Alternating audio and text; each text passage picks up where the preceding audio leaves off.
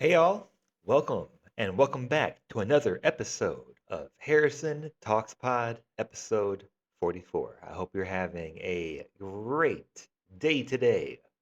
On today's show, today is going to be a bit the same and a bit different. We're going to do our usual breakdown, and today I figured we talk about the Boston Celtics because one, we haven't talked about them too much this season, and also they just keep winning games without their best player, in my opinion. Most people opinions, right? Before that, we're also going to break down the situation of Giannis Antetokounmpo. So a bit different there.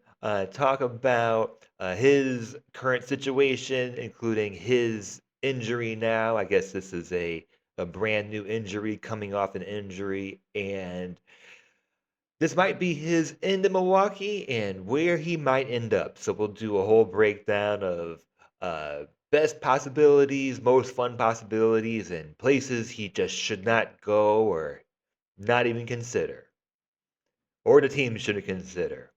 And first, we're going to start today's episode talking about LeBron James. We have talked about the Lakers a bit, but this past week has been very, very interesting, and I just cannot resist kind of getting into the narrative. And let's kind of set the table so that maybe we can avoid talking about the Lakers and LeBron James so much in the future. But hey, we're providing a whole episode of hopefully a well rounded table of NBA breakdowns today. So, hey, like, subscribe, do all the YouTube things if you're on YouTube. Please leave a comment wherever you are, whether it's Spotify or YouTube, and just share this podcast with someone who enjoys NBA basketball and NBA podcasts.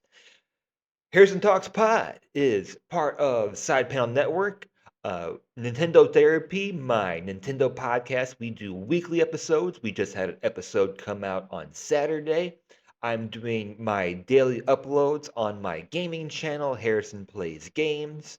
And Ninja Turtle Nerds, I believe, had an episode come out last week. So might have a little bit of a lighter schedule, not with this podcast, but a lighter schedule perhaps around the holidays. I'm not sure because we're always putting out extra content as well. So YouTube's always good, but the links are all down in the comments. Now let's go. Let's talk about LeBron James.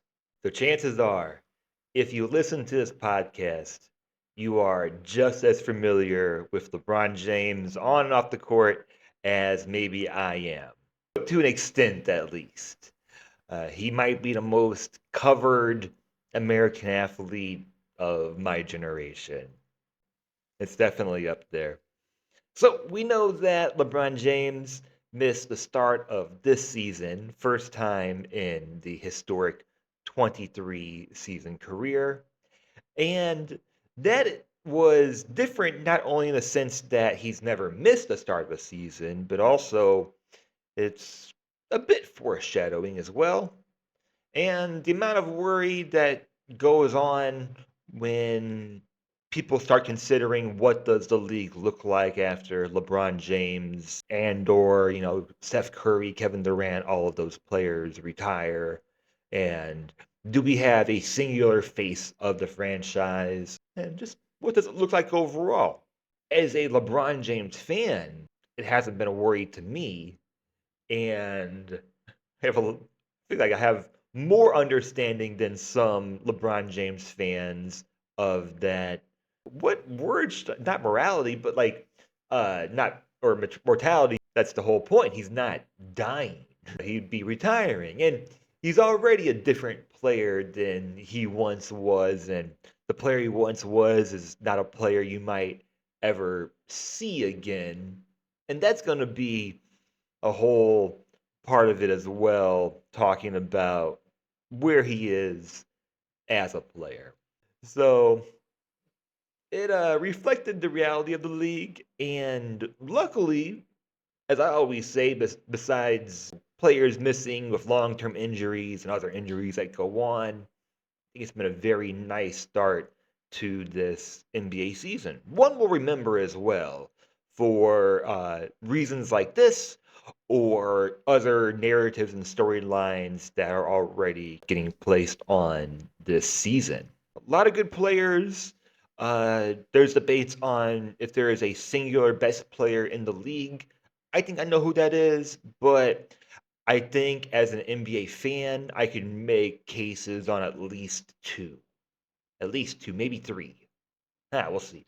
They won against the Raptors, and of course, LeBron James broke his scoring streak of 1,297 games. And again, I felt like my take on it was neutral. Records are meant to be broken, and streaks are meant to end. And well, as I say that records are meant to be broken, LeBron James has a record that will most likely never be broken. If there's one record he has, it's most likely this one. He was 4 of 17 shooting, or a 5 from 3. He did make a good bucket in the last 2 minutes. He tried making a fadeaway to get 10 points. And if I was a LeBron James hater, if I was, the angle that I would go with is he passes the ball because if Rui makes it, he's the hero and the story is all about LeBron James, which it kind of was, considering Rui hit the game winner and Austin Reeves had over 40 points. But if Rui misses it, then they go to overtime and then LeBron James gets his 10 points in overtime. So go ahead. If you're a hater and you haven't thought of that yet, take it because I don't believe in that.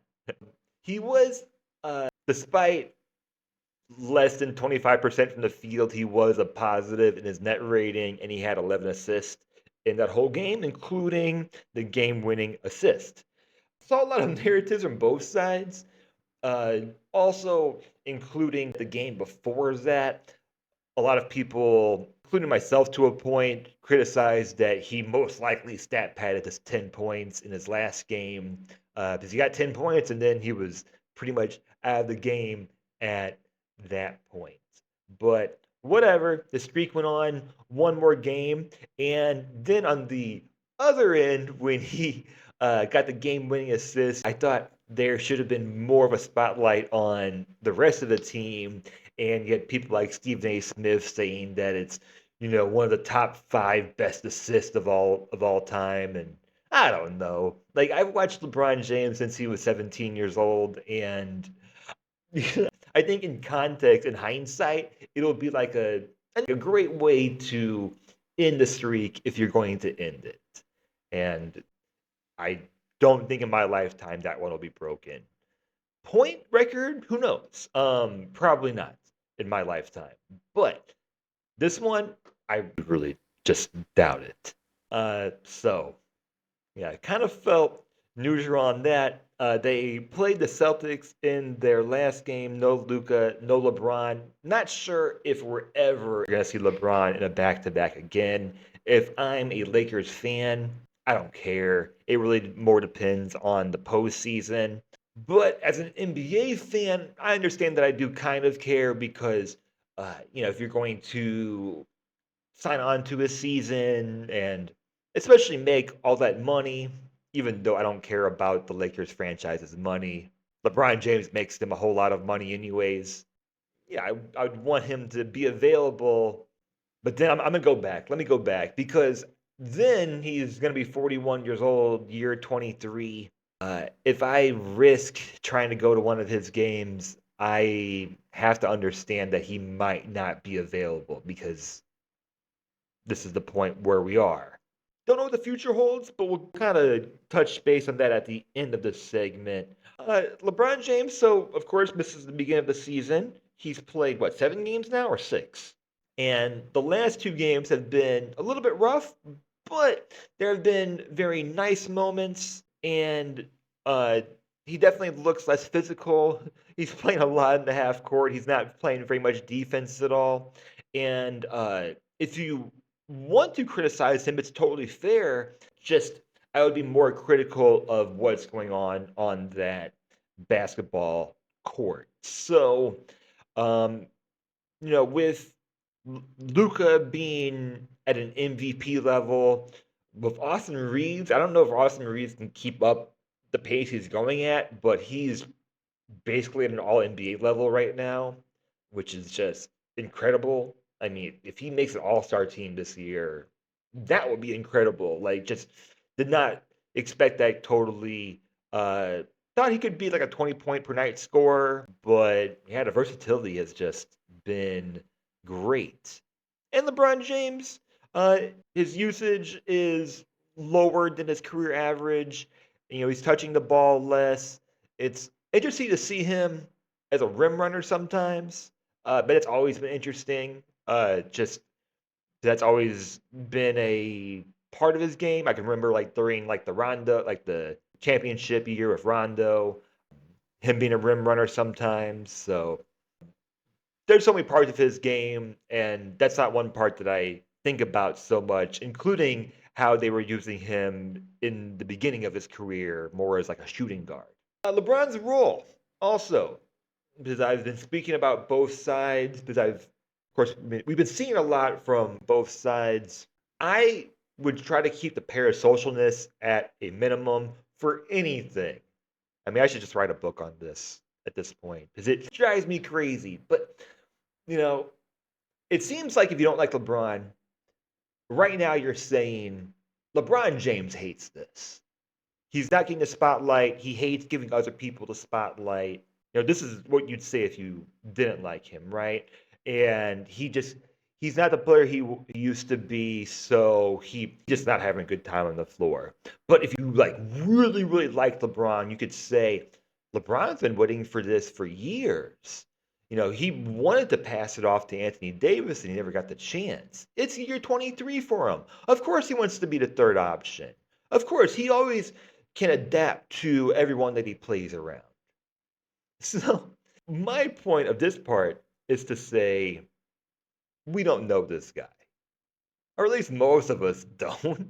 I mean, we can criticize the comments that he makes, but uh, it's hard to say how he really feels at this point. I think he feels hurt sometimes.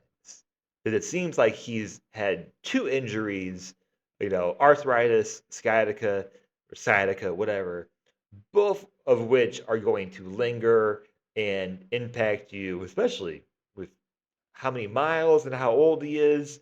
So I think that's a part of it.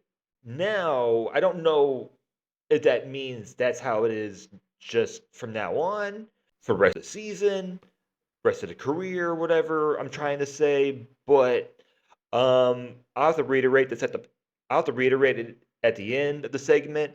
But I am tired of being wrong about LeBron James because I keep doubting him, even though I've watched his entire career, and then he goes and he does it anyways. So whatever. Don't understand the haters, and the double digit streak ending is, I guess, has some symbolism as far as where LeBron James is in his career. And I'm sure he cares a little bit. If I want to be parasocial slightly, I'm sure he cares a bit. I'm sure he recognized it. I knew exactly how many points he had in the moment, like most players always do. So he recognized the moment, but yeah, it was meant to end. Wow, 2007. I was a junior in high school when the streak started, and now I am got a whole different life. My life's changed probably 2, 3 times since that streak started. So you can leave me a comment. You can let me know if you feel the same way. Where were you in 2007? Were you alive at that point? So, Lakers, they had a very bad loss, yes, against the Celtics, back to back. Uh, Team is hurt on the road, going from Toronto into Boston. Boston is playing really well. We're going to touch base about them at the end of this episode. So that was a rough game, but the Lakers are still emerging. Austin Reeves looks great, as I mentioned. DeAndre Ayton has been for, I bet a lot of people, the biggest surprise of this NBA season, and a great surprise as well. Hachimura is putting up great, efficient numbers. There's players like Nick Smith Jr., Jake LaRavia. Jake LaRavia might be one of the best stories of that Lakers team right now. So the team won in Toronto, then they lost in Boston, and it was due to a collective performance on the wins and losses. So, should LeBron retire? Year 23. And we don't know. Let's just say that by January, hey, I mean, he was second team All NBA last year. It seemed like something happened in the off season. He was playing golf. I don't know. And his two injuries are ones that can be long term and ongoing. So if he is not at a level where he can play both sides of the ball or play to a level where he thinks he can play, then yeah, he probably should retire. If it's due to health or due to um, just not playing at the level where he should to still be in the league. And the pace is changing very quickly as well. Uh, just, I think the pace is at record numbers even this season. So the league has gotten a lot faster since LeBron James has been in the league as well. So that part is not going to change for the rest of his career either. Not playing back to backs, I'm not sure because I hate back to backs. And I mentioned that I'm torn on that because players that are that important should be available for the fans. But at the same time, if you can be productive for a team and the team doesn't care, then that's sort of, I think, the decision of that team and that company. Yeah, I brought up with my dad years ago, like, what if LeBron James or like some superstar that has a long career, what if they get to a point where they just play half the season? Where like, okay, I'm older, but I can still play beginning in February, going into the playoffs, but I rehab and I train for 8 months out of the year. Would they ever have to make a rule for that? If LeBron James can be impactful, especially since this team is going to be in the postseason, then I think it's more of a decision for the franchise. And again, I could care less about the Lakers' money. They just sold that team, and LeBron James makes so much money for that team, anyways. Year 23 could be it. And it could be a symbolic year. Number 23, not only broke so many other records, but is the only player to play in the season 23. Season 24 can be symbolic as well. It could be year 24, symbolic to Kobe Bryant. You pay homage to him all season. He announces it in the offseason. I can't imagine him announcing it during the regular season or that the league would want that. The league wants a whole season farewell tour. I just know they do. There's just too much money involved in it. And then every place that he goes to, hopefully he can dress at every road game. Then they can do the whole farewell for him. And that's going to be very big. And it's most likely for the Lakers, right? Does LeBron James take a pay cut? Because he probably should if he doesn't play a whole season at that point, year 24. Would he want to do that at this point? Because, he's a man with a whole bunch of money anyways. So, yeah, he's always going to want more, right? Or could it be for a whole different team? I have no idea. I really don't. If I had to predict, I think year 24 for the Lakers, that's it. But again, for all I know, by January, he could be at an all star level. He can't make All NBA this season. He's missed too many games. But he could be at an all star level, playing like he was last season. And then I'm just wrong. by like year 19 for this guy, I just threw up my hands and said, I don't know. He could play another 4 years. I really have no idea. Could he wait for his other son? Or, I don't know if his other son is redshirting this season. So it might be a few seasons. But I don't know if this guy. Leave your comment down below. Let me know. And let's get into this Giannis situation. All right, so this is going to be a fun one. Do we get a Giannis trade during the season? So I think at this point, I think most people would predict that he's going to be traded. So the situation, he was injured, and now he's out, I think, at least for 4 weeks with non-contact injury. So many are speculating whether this is the end, whether we ever see Giannis in a Bucks jersey again, and I just don't know. Because my prediction is that he's traded. I just don't know when that trade comes. I do know, besides the Luka trade, I think this is going to be one of the most fascinating trades. Just however it's going to go down and however many teams are going to be involved in it. Maybe compared to when Kevin Durant was traded from the Bucks to the Suns. Maybe something similar to that. So let's have fun.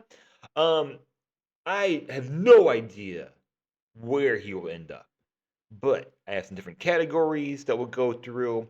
First one we'll call the easiest destination. Who could actually trade for Giannis most easily? And well, first would be San Antonio Spurs, and they will be nominated for another category that I'll mention later. San Antonio Spurs could realistically, very easily trade for Giannis. They have, let's call blue chip prospects like Steph Castle and Dylan Harper. You hate to lose them, but they could be two of the best prospects that teams could put out for Giannis trade. They have rotation players, all ones that I like almost. Devin Vassell, Keldon Johnson, my guys, Harrison Barnes, Kelly Olynyk, Jordan McLaughlin. They have other assets, including the 2027 Hawks first round pick. They have their own 2029 first, and they also have a swap with Sacramento in 2031. So they could put together, if it's just two teams, they could put together a variety of packages, which would include young players, role players, and draft picks. And they can match their salary without disrupting some of their core, or their top core, at least we could say. It's only tough for me because I really like this young Spurs team, but let's circle back to them because I'm not completely done talking about the Spurs just yet. And I think we know why. Atlanta Hawks might be the quickest path if Milwaukee wants to. Does Milwaukee want Trae Young? And this is intriguing to me because I've been trying to pair Trae Young in a trade with another star player, another player of his caliber, although we know Giannis is like that tier above, of course. Top five. They have Trae Young to offer if they want to. And they should trade Trae Young. We talked about that last week. They have Zachary Rissache, right? Foundational prospect. Hate to get rid of him, but it is Giannis. And also, similar to San Antonio with Steph Castle or Dylan Harper, excuse me, one of the top young prospects that a team could realistically hand out in a trade. Other additional young players, Kobe Buffkin, Dyson Daniels, Mohamed Gay. Picks, they have a lot of different picks. They have a 2026 first, and it's the best of Pelicans and Bucks. I'm assuming Pelicans. 2027, they have the worst of the Bucks and Pelicans. They have their own 2029 and 2031. They can return Milwaukee's own picks, and then it allows Milwaukee to have a responsible sort of rebuild year. Realistically, if they went this route, they could rebuild very quickly. It's just a matter of what that team will look at doing. Do they want to be a middle of the road playoff team if they feel like they're that way initially? Or do they feel like they take some more of their assets that they have or that they just acquired and focus more on the offseason? I don't know when I'm saying this trade goes down, but Atlanta would be good. I might have to bring them up because, yes, this whole Trae Young situation, I'd like to see him on another team. No offense to Trae Young, just different different setting and a different start for the Atlanta Hawks. Detroit Pistons. Now, Detroit is winning a lot. Does Detroit want to do anything right now? But man, is it fun though. They have Asar Thompson, they have Jaden Ivey, they have Jalen Duren, they have Dennis Jenkins. I said it right. They're rookie, right? So they have lots of young players that you could put a combination of them together. To match salary, they have players like Tobias Harris, Quentin Grimes, Stewart. Draft capital, they have unprotected 2026, 28, 30, and 32. And Detroit has overlapping roles with their players, so they could kind of consolidate. And if I'm a Detroit fan, don't know how I'm feeling right now because do I think we're first? Why do anything? Why try to change any of it? Or it's Giannis, do it now. We have a chance. We're in first, and we have a chance of staying in first and having a top three, top five player, perhaps top one. Who knows? Right? If you pair Giannis with someone like Jalen Duren or Jalen Duren plus Ashar Thompson, the spacing and the defense is just going to be phenomenal on this team. So look out in the East if that were to ever happen. And Detroit has lots of options if they want to put a package together. They can start low and go very, very high on this. They can match salary. Number 4 on this easily they could trade for Golden State Warriors. They have Kuminga. You know, he has this new contract. They have players like Pajinski, who has questions about his role. Not just because of what's going on with Pat Spencer, but just not too sure about what his future in this team is going to be. With Pat Spencer and other role players as well. Matching salaries, you have Gary Payton, you have Kevon Looney, excuse me, possibly Buddy Hield or Trey Jones, and Draymond Green would be an option to match salaries there as well. So there's always going to be talks with him when it comes to trades. And wow, if you had to trade him and it was for this, that would be pretty crazy. But first, drafts, assets 2026, unprotected 2028, same thing. 2031st, I don't know if they have, but they have a 2032, and they also have swaps in 27, 29, and 31. They might have the best picks to put into a package, and with the team getting older, you're just not sure where this team is going to be in the draft. You know, like by 2032, who knows, right? Does the team want to make this push with the end of Steph Curry's career? putting him next to Giannis would be so much fun for so many NBA fans. And then you do have Giannis, assuming, he gets another contract there. You have him post Curry's career too. And wow, wouldn't that just be something? Um, would add a whole different aspect to the Golden State's defense system, I'll say. And one more part for the easiest teams that could put together a package is Houston Rockets. The very top, and perhaps, I mean, is it the best player that could realistically be offered? Alperen Şengün. Like, I would not trade him for like almost anyone. That's tough. I would just not trade him.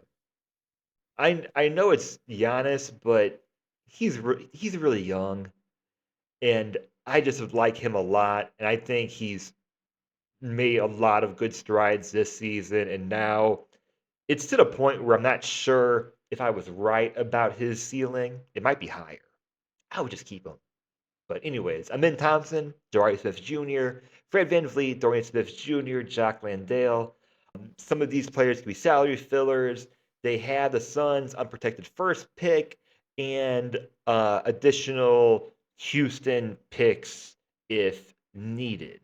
If you did swap Şengün for Giannis, you do get a similar team identity. You get Giannis next to Kevin Durant, which is just crazy. But at the same time, I would just keep going. I wouldn't touch it. They're already 13-5, and you put a great defensive system around Kevin Durant. I just wouldn't touch it. But they're in the easy category because you could do it. Too important for the culture, I wrote. So, most fun destinations. Okay, Spurs are first, right? Putting Wemby next to Giannis is enough, right? like it's just crazy to think about with the spacing, but it doesn't stop there. Like that's enough to get excited about. But then like you have a supporting cast of De'Aaron Fox, Steph Castle, Devin Vassell, Dylan Harper. Of course, some of these players are heading out, but you get a couple of these players at least, along with all the other supporting cast that you might keep after the trade as well. So that is a league-changing interior duo. Just, just you would love to see it, right? Unless you have another NBA team you root for, but just imagine the sets they could run with that. Just imagine the high pick and rolls they could run. Lakers and Lakers are fun, but so many stars go to the Lakers that like I think if we found out it happened, it would break the internet. But then also we'd have to shake our head and be like, yes, of course, it's always the Lakers in the end. But they could have depending on who's left after a trade, they could have a supporting cast that makes them a very strong defensive team, whether it's Marcus Smart, whether it's pairing him next to DeAndre Ayton. And, I think Lakers need to get another backup five, but ideally, if you can get Giannis in a place where he can just play the four and focus on that, that's the best. Because some of the teams that we might mention, there might be some redundancy. Houston is not, Lakers are not, depending on what packages they would put together. Pistons are fun.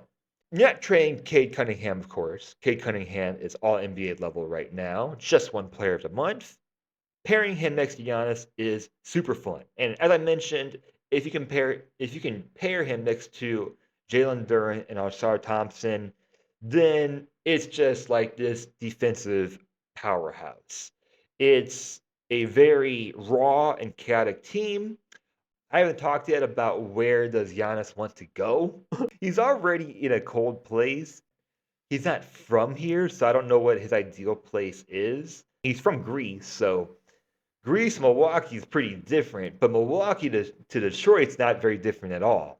So It would be a very, I think, Detroit culture team if he went there.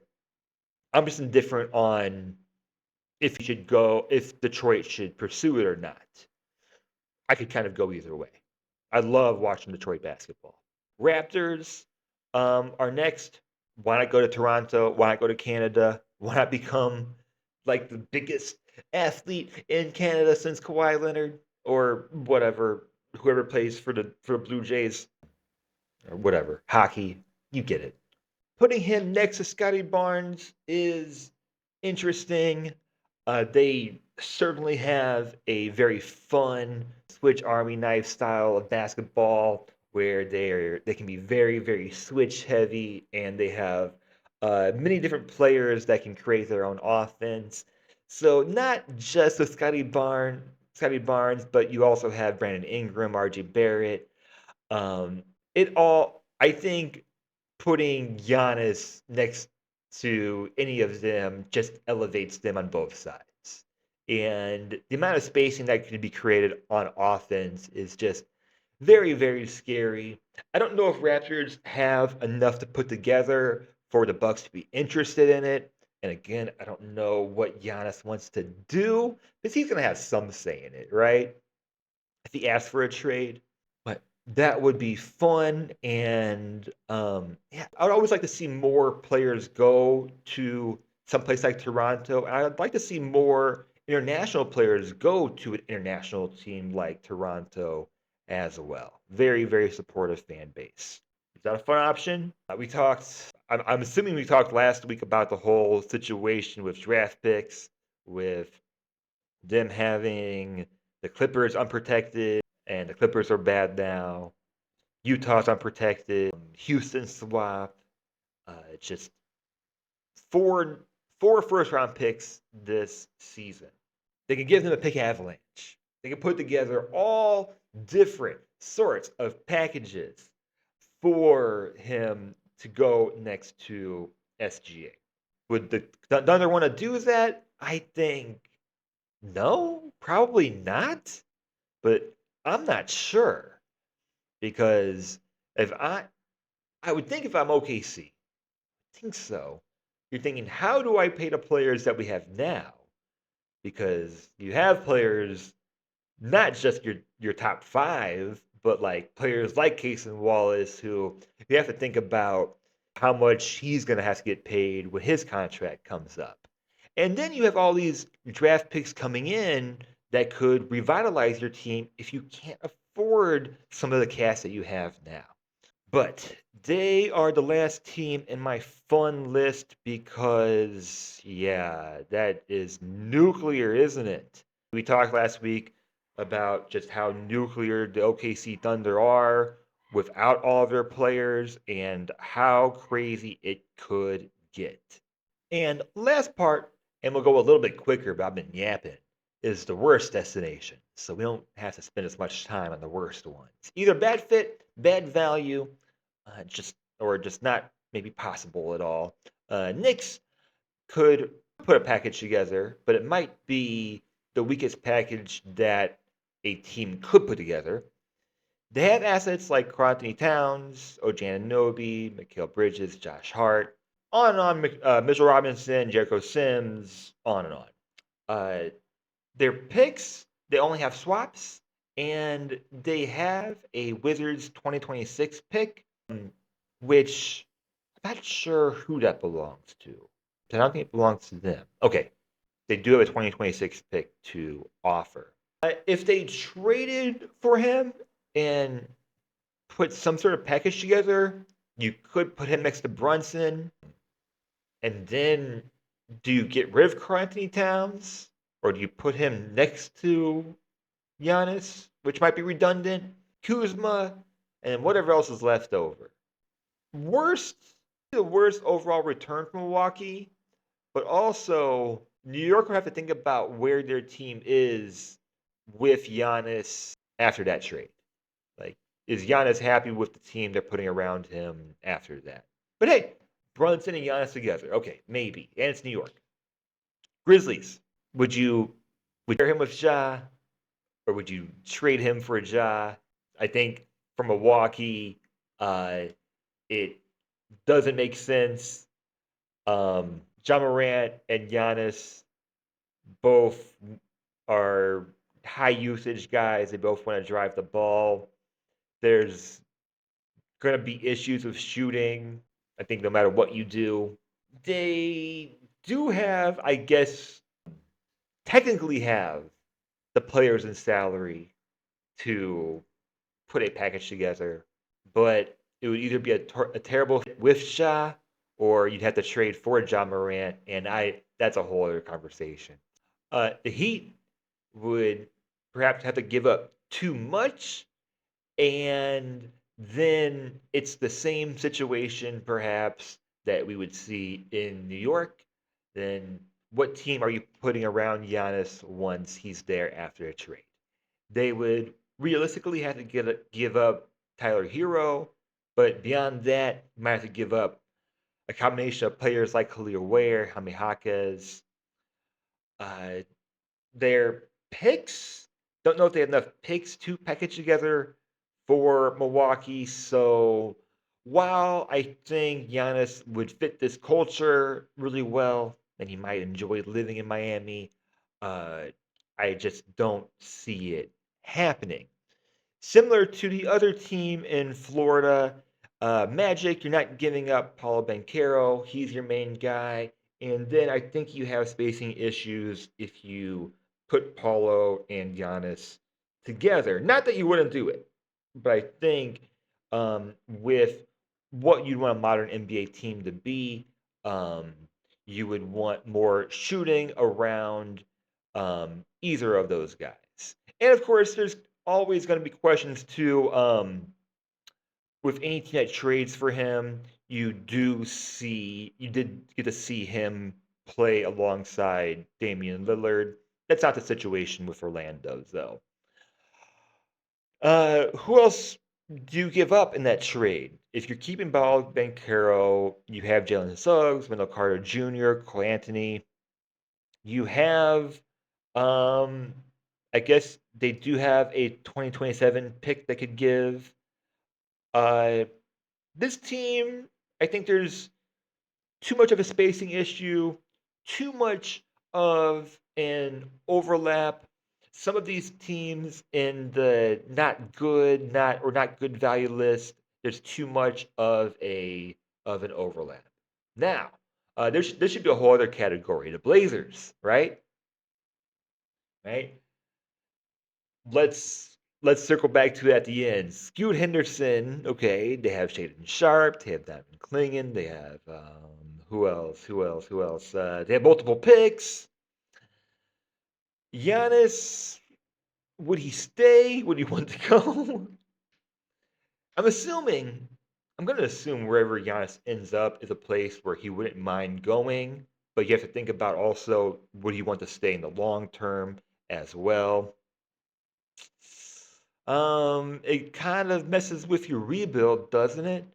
Because it speeds up your timeline, and of course, you do get Giannis and Damian Lillard back together again. And wouldn't that just be so funny? So this last one here should just be a whole other. It would never happen. It should never happen, but oh, it would be funny if it did. So that's it. Leave your comments below. Let me know what you think Giannis' future is going to be. All right, last segment today. Let's do some breakdowns. We have not talked too much about the Celtics this season, and I always welcome good basketball, and they have been playing great recently. So they've been surprising, but in the Eastern Conference, with the status of it, with how many injured players there are, including this team, Boston Celtics, they still have a very talented team with the players they have available. Certainly better than the bottom half of the Eastern Conference. So just think they are too good. Don't know what their long-term goal is going to be this season, but I think this team just needs to be a playoff team. They've had 4 straight wins, including the Lakers game we mentioned at the top of the episode. We'll talk about that a bit more. They've won 4 straight. They've won 9 of their last 11. Haven't lost back-to-back games since November 3rd. And in clutch time, they've won 5. So offense and defense are both improving and stabilizing as this season is going on. Historically, yes. Tatum, for usage, they've relied on him a lot. So this team has been looking quite different this season, but they still have all-star level talent and a great coach, in my opinion. So without Jason Tatum, I would say in the beginning they were struggling more in their half court. They were, of course, struggling more defensively. They lose some more of their size. And of course, they lose their number one guy, their star player. Their offense and pace has been faster this season. Their defense has improved as the season has gone along. And I would say their young players have almost all have exceeded expectations across the board. So there's a lot of positives, and it's not just one player or one side of the ball that is causing them to have success in this very unique Eastern Conference this season. They are 10th in offense right now. They are averaging 117 points per game. They are 7th in offense. They are 10th in points per game. They are top 10 in effective field goal percentage, and they are averaging 15.8 threes per game, which is second in the NBA. They're also second in attempts at 43.1. Wow. Defense is still in the bottom half. They're allowing 114.7 points per game, which is good enough for 18th, but they have been trending upwards as the season has gone along. Opponents' points in the paint is 41 points in the paint per game, which is number one in the NBA. So, despite having a bottom half defense currently, they do have the best paint defense in the league, which was surprising to me. I thought that would have been like Houston or something. Their ball security is very good, 12.3%, and their turnover percentage, that is third in the league. Offensive rebounding, they are 11th, but has been also increasing, going up. So we're seeing a lot more effort, I think, on both ends of the ball. And a place where they could improve is they are last in free throw rate. So they're not getting to the line very much at all. And of course, that would be something that would be impacted if you had your star player, of course. Point 7.2 plus 7.2 net rating is 7th in the league currently. Jaylen Brown had a great game against the Lakers, 38-8. He is averaging 29 points per game this season. His usage is, I'm sure, at an all-time high, 35.6. And while his usage is high, his true shooting percentage is at a 57%. Averaging about 5 assists per night, but has had multiple nights, including last game against the Lakers, where he's had 8 or more assists. Derek White, stabilizing force, that is in the past, that is now, averaging 17 points per game, 5.3 assists, and his assist to turnover ratio is 3.3. So that's great. Has great perimeter defense, just huge Derek White fan, and playing very, very important role as always. Peyton Pritchard is almost the same in scoring, 17.2 points per game, almost the same in assists, 4.9 assists. And his decision making, I think, has improved during his with the Celtics. So when he's on the floor, the offense is definitely flowing through him, and it's definitely flowing better when he's on the floor. Jordan Walsh has been surprising. Shooting he's very his shooting percentage is 70%. Effective field goal percentage is at 68%. He's a defensive disruptor when he's on ball and when he's in help defense. And he is a leak at a point of attack, which is something that I made note of in the last game because against the Reeves, they were really attacking Reeves early on. So a lot of great role players that are stepping up, rookie players, young players, and wow, if they can hold this off until they get Tatum back, I think this is a great team.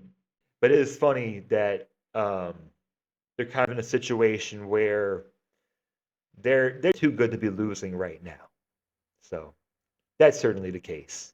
So we mentioned without Jason Tatum, they tend to play faster.